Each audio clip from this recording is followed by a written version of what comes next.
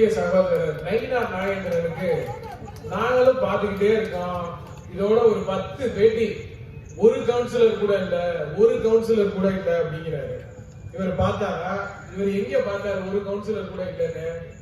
2022ஆம் ஆண்டு நகர்ப்புற உள்ளாட்சி தேர்தல் நடந்துச்சு.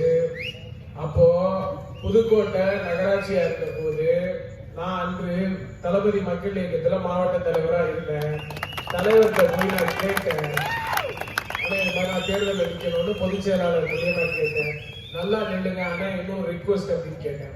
என்ன சொல்லுங்க, உங்களுடைய போட்டோவை பயன்படுத்தி நான் நிக்கணும்னு சொன்னேன். தலைவர் ஒப்புதல் கொடுத்தாரு.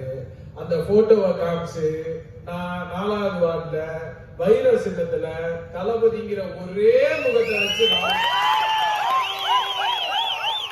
தமிழ்நாட்டுல ஜெயிச்சேன். உங்க பிஜேபியில நீங்க அப்போ வேட்பாளர் போட்டிருந்தீங்க. என்னை எதிர்த்து சுப்பிரமணியன் ஒருத்தர் நின்றாரு. அவர் எவ்வளவு தெரியுமா ஓட்டு வாங்கினாரு? 14 ஓட்டு வாங்கினாரு.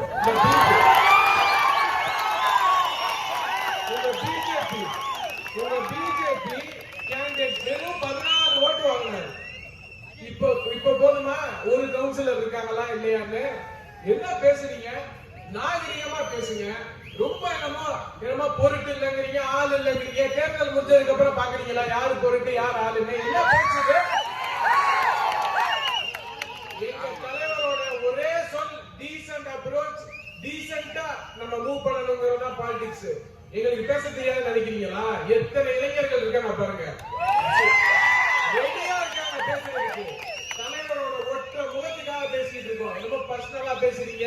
வீட்டை விட்டு வரமாட்டேங்கிறான்னு சொன்னீங்க.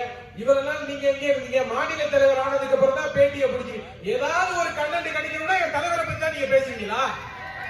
என் தலைவரை பத்தி பேசினாதான் உங்களுக்கு அந்த ஒரு லைம்லைட் கிடைக்குமா?